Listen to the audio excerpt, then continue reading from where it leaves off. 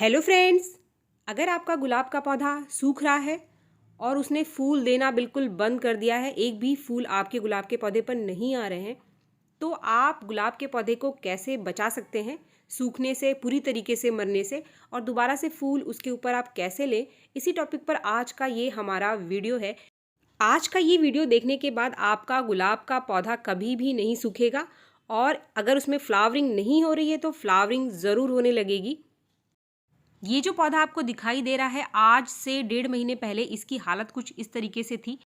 अगर आपके पास गुलाब का पौधा है और उसकी हालत कुछ ऐसे ही है, तो आपको 6 आसान स्टेप फॉलो करने हैं। और वो स्टेप क्या क्या है, चलिए आगे वीडियो में मैं आपको डिटेल में बताती हूँ। गुलाब के पौधे के सूखने के पीछे जो सबसे मेन कारण होता है वो होता है इसकी मिट्टी में फंगस का लगना। अगर आपके गुलाब के पौधे में फंगस लग गया है तो जो सबसे पहला काम आपको करना है वो ये है कि पौधे में पानी देना बिल्कुल बंद कर दे। बिल्कुल ना के बराबर पानी देना है आपको, बिल्कुल भी पानी नहीं देना है पौधे को। आप ऐसा ना सोचें कि पौधा आपका और भी सूख जाएगा, मर जाएगा, लेकिन पानी आपको बिल्कुल रोक देना है। दूसरा जो काम आपको करना है वो ये है कि पौधे को आपको पूरे दिन की धूप में रख देना है। ऐसा नहीं है कि पौधा सूख रहा है तो आप इसे शेड में रख दीजिए, शेड में बिल्कुल आपको नहीं रखना है, इसको पूरे दिन के धूप में आप रखें। अगर आपका पौधा सूखता है तो कोई बात नहीं, हमें इसकी मिट्टी को अच्छे से सुखाना है, क्योंकि फंगस मिट्टी में लगा हुआ है और इसकी जड़ को ख़राब कर रहा है। तो जब तक मिट्टी सूखेगी नहीं तो फंगस इसके अंदर का मरेगा नहीं। अगर आपके पास घर में कोई फंगीसाइड नहीं है तो ये एक नेचुरल तरीका है पौधे में फंगस को ख़त्म करने का, क्योंकि जैसे ही मिट्टी सूखती है तो फंगस अपने आप से ही ख़त्म हो जाता है।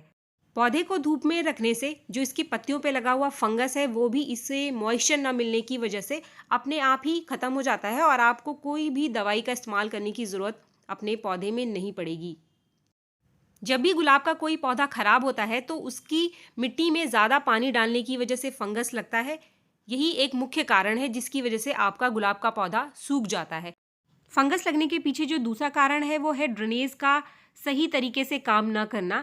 आपने जिस भी पॉट में अपना पौधा लगाया है उसके नीचे जो छेद है वहाँ से पानी प्रॉपर तरीके से बाहर नहीं निकल रहा है। इस वजह से पानी ज़्यादा देर तक मिट्टी में रुक रहा है और आपके पौधे के जड़ को फंगस लगा रहा है, जिससे आपका पौधा खराब हो रहा है। पौधे में पानी डालना बंद कर देना, पौधे को धूप में रखना। इसके बाद जो तीसरा स्टेप है वो ये है कि आपके पौधे की जितनी भी ब्रांचेस खराब हो रही हैं आप उनको काट करके अपने पौधे से निकाल दीजिए। अगर आपके पौधे की जो ब्रांचेस है वो सूख रही हैं और आपको ऊपर से पता नहीं चल रहा है कि कितनी ब्रांच सूख चुकी है, तो आप वहाँ तक ब्रांचेस काट करके निकाल दीजिए जहाँ तक आपकी जो ब्रांच है वो अंदर से हरी है। जो ब्रांच अंदर से हरी है सिर्फ उन ब्रांचेस को आप छोड़ दें और बाकी ब्रांचेस को आप अपने पौधे से काट करके निकाल दीजिए। प्रूनिंग के साथ इसके ऊपर जितनी भी पत्तियां हैं उन सबको आपको निकाल देना है, चाहे वो हरी पत्ती है चाहे वो सूखी हुई पत्ती है। आपको अच्छे से पौधे की सफाई करनी है और जितनी भी पत्तियां हैं आप उन्हें रिमूव कर दें, क्योंकि इनके ऊपर फंगस लगा हो सकता है जो कि आगे पौधे में नुकसान कर सकता है। तो आप सारी पत्तियों को खुद से हटा दीजिए अपने पौधे से, क्योंकि इन पत्तों को हमें नहीं रखना है। अभी हमें प्लांट में नए पत्ते चाहिए। प्रूनिंग के बाद चौथा जो स्टेप है वो ये है कि हमें हमारे प्लांट को अभी प्रोटेक्ट करना है डाईबैक की समस्या से।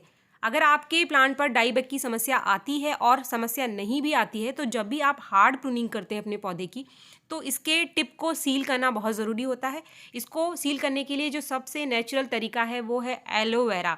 एलोवेरा एक एंटी इन्फ्लामेटरी है और एंटीसेप्टिक भी है। इससे लगाने से आपके प्लांट पर कभी भी फंगस नहीं लगेगा। तो पहली कोटिंग आपको एलोवेरा जेल से करना है। इसे फ्रेश एलोवेरा का टुकड़ा ले लीजिए और उसे आप लगा दीजिए। उसके बाद आपको लेना है हल्दी और बेकिंग सोडा, ये दोनों चीज़ें आधा आधा चम्मच लेकर आप इसका एक मोटा मोटा पेस्ट बना लीजिए। इस पेस्ट को आप जितनी भी कट है उसके ऊपर लगाकर उस कट को आपको अच्छे से सील करना है। ये दोनों ही चीज़ें एंटीसेप्टिक और एंटी फंगस है, तो इससे कभी भी आपके पौधे पर डाईबैक की समस्या नहीं आएगी। तो अभी हमने हमारे प्लांट को 3 चीज़ों से प्रोटेक्ट कर दिया है। अभी सवाल ही नहीं उठता कि आपके पौधे में डाईबैक की कोई भी समस्या आए। 5वें स्टेप में जब हमारी मिट्टी अच्छे से सूख चुकी है तो इसके बाद हमें इसकी अच्छे से गुड़ाई करनी है नीचे तक आप प्लांट की मिट्टी की अच्छे से गुड़ाई कर लीजिए। गुड़ाई करने के बाद अगर आपको लगती है कि नीचे की मिट्टी गीली है तो 1-2 दिन के लिए आप इसे फिर से धूप में रख दीजिए सूखने के लिए, ताकि नीचे तक मिट्टी अच्छे से सूख जाए। फ्रेंड्स, ये जो 5 स्टेप थे इसमें हमें हमारे पौधे को बचाना है, ये बचाव के स्टेप थे। अब जो आगे का स्टेप है वो है ट्रीटमेंट का, इसके इलाज का। तो इसका इलाज करने के लिए आपको क्या करना है, मेरे पास फंगीसाइड है, मेरे पास बहुत सारे गुलाब के पौधे हैं तो मेरे पास फंगीसाइड रखा हुआ है, तो मैं फंगीसाइड का इस्तेमाल यहाँ पर करूँगी।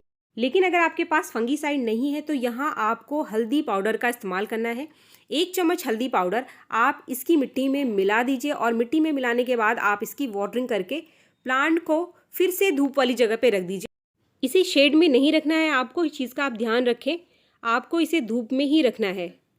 मेरे पास फंगीसाइड है तो मैं आधा चम्मच फंगीसाइड 1 लीटर पानी में घोल करके अपने इस पौधे में डाल दूंगी। फ्रेंड्स, अगर आपके पास घर पर बहुत सारे गुलाब के पौधे हैं तो आप कोई भी फंगीसाइड अपने पास ज़रूर रखें, क्योंकि गुलाब का पौधा एक ऐसा पौधा है जो बहुत जल्दी ख़राब होता है, इसके अंदर फंगस बहुत आसानी से लगता है। जिस पौधे में सबसे आसानी से फंगस आकर लग जाते हैं वो होता है गुलाब का पौधा, और फंगस की वजह से ख़राब होने वाला ये सबसे कॉमन प्लांट है, सबसे सेंसिटिव प्लांट है गुलाब का पौधा, जिसमें सबसे ज़्यादा फंगस लगते हैं और सबसे ज़्यादा ख़राब भी यही पौधा होता है। इस स्टेप के बाद पौधे को हमें पूरे दिन की धूप में रखना है और तब तक हमें इसमें कोई भी खाद नहीं डालना है जब तक इसमें कोई नई ग्रोथ आपको दिखाई न दे। जैसे ही नई ग्रोथ आपको दिखाई दे तो आप कोई भी कंपोस्ट अपने पौधे में डाल सकते हैं, चाहे वो वर्मी कंपोस्ट है या फिर गोबर की खाद का इस्तेमाल यहाँ पर अपने पौधे की मिट्टी में डालने के लिए कर सकते हैं। इसके साथ ही अगर आपके पास डीएपी है तो आप डीएपी के कुछ दाने पौधे को दे सकते हैं। अगर आप कोई होममेड फर्टिलाइज़र देना चाहते हैं तो आप होममेड फर्टिलाइज़र भी दे सकते हैं, लेकिन तब तक आपको कोई खाद नहीं देना है जब तक इसमें कोई नई ग्रोथ ना आए। तो फ्रेंड्स, आज इस पौधे को पूरे 50 दिन हो चुके हैं, पौधे में नई ग्रोथ आ चुकी है। इस बीच मैंने इसमें कंपोस्ट डाला था और डीएपी के कुछ दाने भी मैंने पौधे को दिए थे, और अभी आप देख सकते हैं कि कितनी बढ़िया फ्लावरिंग स्टार्ट हो गई है। इसके अंदर काफ़ी सारी कलियां बन गई हैं और काफ़ी सारे जो फूल हैं वो भी खिल गए हैं मेरे पौधे में। तो पौधे ने दोबारा से फ्लावरिंग करना स्टार्ट कर दिया है। तो फ्रेंड्स, आप कुछ ये आसान स्टेप अपने पौधे पर करके ख़राब होते हुए पौधे को बचा सकते हैं, और जिस प्लांट में फूल नहीं आ रहे हैं उस प्लांट में भी आप फूल ले सकते हैं। वीडियो पसंद आने पर एक लाइक ज़रूर करें, और मेरे चैनल को आपने अब तक सब्सक्राइब नहीं किया है तो मेरे चैनल को सब्सक्राइब करना भी ना भूलें। मिलते हैं मेरे नेक्स्ट वीडियो में, तब तक के लिए थैंक यू।